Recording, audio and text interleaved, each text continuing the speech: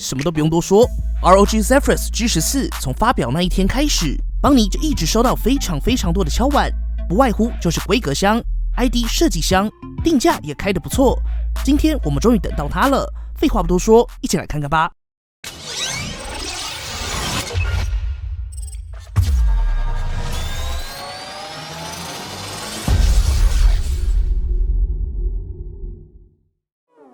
今天帮你带来的是大家敲碗已久的 ROG Zephyrus G14。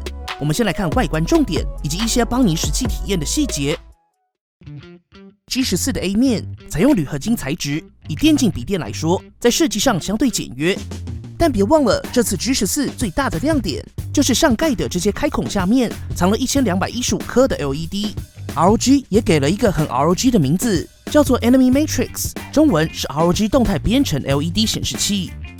透过大家熟悉的控制中心 Armoury Crate， 就可以直觉地将这些 LED 替换成你喜欢的样子。进到设定界面中，除了官方预设的各种动画、ROG 动态 logo 之外，当然你也可以直接换成你自己的 logo、自定义图片，或是文字、音乐跟系统动态等等。但不得不说，官方设计的一系列动态 logo 也都不错看。更棒的是，它完成了邦尼这辈子很想做的事，就是你可以很任性的把 logo 放成反的，当你盖上时，你就能看到正的 logo， 完全就是只给自己看。简单来说，有了 G14， 不止钱变成你喜欢的样子，连笔电都可以变成你喜欢的样子哦。话说回来 ，G14 搭配上左下角的亮面金属名牌，就是一个高调内敛、生活、商务、游戏都可以的设计。另一个最大的亮点落在机身控制。身为一台14寸的高效能笔电 ，G14 除了要在有限的机身空间塞入所有硬体之外，最终重量大约落在 1.7 公斤，加上原厂充电器大约 2.3 公斤左右。以电竞笔电来说，完全是带得走的。而邦尼自己则是会依照出门需求选择65瓦 PD 充电器，在重量上也会更轻一些。不过要注意，如果是高效能使用，65瓦可能会跟不上耗电，不升反降哦。除此之外 ，ROG Zephyrus G14 同样可以单手开合，打开时这个上盖也会顶起机身，除了进一步增强散热表现，斜面的打字体验也会更好一些。接着看到 G14 的 B 面，采用3侧的窄边框萤幕，在设计上比较中规中矩。邦尼等一下也会有显示器测试，别担心。需要注意的是 ，G14 没有视讯镜头。接着就是细节比较多的 C 面，在中间位置有系统指示灯，最上排有独立的音量按钮，在熟悉后几乎可以盲按。第4颗就是 Armoury Crate 控制中心的快捷键了。右侧的这个电源按钮则是整合了指纹辨识，可以快速登入。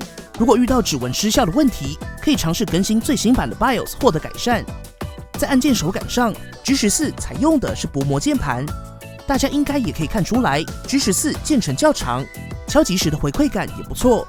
空白键也有经典的左下加大设计，更方便按压。而键盘在低光下可以开启白色背光，触控板的手感跟回馈表现也都不错，日常浏览不会有太大问题。I/O 部分，左侧有电源输入孔 HDMI， 具备影像输出跟65瓦 PD 充电的 Type-C 接孔，以及 3.5mm 接孔。右侧则是有防盗锁，2组 Type-A 以及1组 Type-C。接着我们直接来看 ROG Zephyrus G14 的性能表现。邦尼手上的 G14 是 AMD Ryzen 9 4900HS 搭配 NVIDIA GeForce RTX 2060 Max Q 显卡的版本。记忆体部分则是采用焊在主板上的 8GB， 加上可自行更换的 8GB， 总共 16GB 的 RAM。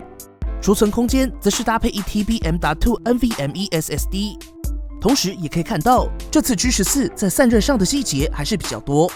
最后大家入手时需要特别注意的是，这次的 G14 版本比较多，包含处理器、显示卡、萤幕以及机盖上是否有灯，所以购买时要留意一下。续航力部分采用76瓦时电池，邦尼实测在 50% 萤幕亮度之下，大约60尼特连续播放 Full HD 影片1个小时，耗电量大约是 12%。而在 PC Mark 时的电池续航力测试中，一样设定 50% 的萤幕亮度，测试成绩达到9小时1分钟，以效能笔电来说，表现非常不错。在充电测试中，邦尼实际使用原厂的180瓦充电器，30分可以充满 42%，1小时充满 75%， 最后花费了1小时又39分完整充满。影音娱乐部分，邦尼手上的 G14搭载一块14寸 QHD 2K 16:9的 IPS 显示器，萤幕表面进行了雾面处理，能够进一步降低光源反射。经过邦尼实测的色域，覆盖 98% 的 sRGB、73% 的 Adobe RGB 以及 74% 的 DCI-P3。而在萤幕亮度部分，邦尼实测效能模式下的室内最大亮度大约落在250到280尼特左右。G14 也是一台有 Pantone 色彩验证的笔电，不过在 G14 QHD 的版本中，搭配的是60赫兹萤幕，以邦尼的需求来说，觉得有些保守。当然，如果是重视萤幕更新率的朋友 ，G14 也有 Full HD 加120赫兹的版本可以选择。不过 Full HD 加120赫兹的版本在性能上就有所差异了。但就邦尼手上的 QHD 版本来说，在显示效果上表现还是不错，对于影像创作的预览没有太大问题。而在内建的外放喇叭上，采用4颗喇叭的配置，支援 Dolby Atmos 杜比全景声，最大音量大约落在85分贝左右。实际声音表现的确非常不错，音量大小则是中规中矩。邦尼以下也提供一段实测。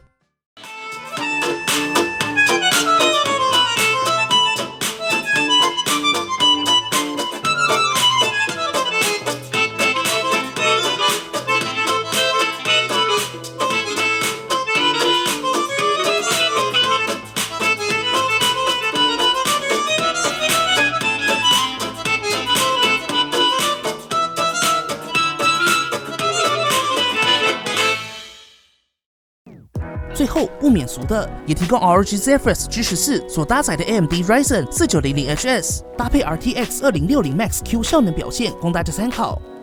在 PC Mark 时现代办公的测试中 ，G14 拿下了5370分，全系统硬碟测试则是拿下了1717分。在最新版的 Cinebench R23 单核拿下了1247，多核则是9544。需要注意的是 ，R23 版本跟之前的 R20不具有直接的比较意义。最后则是 3D Mark 完整测试结果，可以参考一下表格。顺带一提，这次 G14 的噪音表现非常不错，在一般使用中基本都达到可以忽略的程度。接着是比较创作者面向的剪辑软体测试，在 Premiere Pro 2020当中，采用原始 4K 素材，实际剪辑一段10分钟的影片，并且经过简单调色及混音，并选择 Premiere Pro 预设的 YouTube 4K 进行输出，大约花费了6分02秒就能输出完成。如果输出 1080p， 则是花费了5分04秒。在操作体验上 ，G14 的性能在一般剪辑需求中，顺跑 Premiere Pro 不是问题。最后 ，G14 搭载的 RTX 2060 Max Q 也是支援 RTX 光线追踪的。邦尼也实际测试 Minecraft for Windows 10 Beta 官方提供的地图。在 QHD 解析度之下，开启光线追踪的平均帧数大约是35帧。如果关闭光线追踪，就是稳定的60帧顺跑。Full HD 搭配光线追踪的平均帧数大约是41。而在连续30分的高效能运转后，邦尼也实际测量一下发热状况，可以明显看到转轴处的两侧出风口会是最高温的地方，大约落在53度左右。键盘的位置大约40度，在键盘中心位置温度会是比较高的。整体来说，不论从跑分或是实测结果，都可以看到 G14 在效能表现上真的非常不错。邦尼认为，不论是面对游戏或是一般的影音剪辑需求，其实都不用太担心。顺带一提，在通讯上 ，G14 也支援 WiFi 6。整体来说 ，ROG Zephyrus G14 之所以会让大家疯狂敲碗，还是有原因的。在效能上真的不用多说 ，AMD Ryzen 9 4900HS 搭配上 NVIDIA GeForce RTX 2060 Max Q， 以一台追求效能的笔电来看 ，G14 的效能表现在同级中依旧还是香。另一个最大的看点，当然就是落在 ID 设计。除了这次全新可以动态编程的 LED 显示器 Enemy Matrix 在外观上非常出众，高调又内敛之外，在拥有强大效能的前提之下 ，G14 最终将重量控制在 1.7公斤左右，完全是一台带得走的电竞笔电。最后，时间虽然已经到了2020年尾，不过 Zephyrus G14 依旧是一台追求外观、效能以及轻量化电竞笔电的好选择。好啦，本期节目先到这里。如果还有更多关于 G14 的问题，或是帮你没测到的，欢迎底下留言一起讨论咯。如果喜欢本期的节目，不要忘记订阅邦尼，并且打开小铃铛，及时收到最新的评测通知。当然，你也可以在 Facebook 邦尼 AI 小助理 Instagram 以及 Line@ 找到我们。如果还有其他问题，别忘了底下留言。那我们就下期影片再见啦，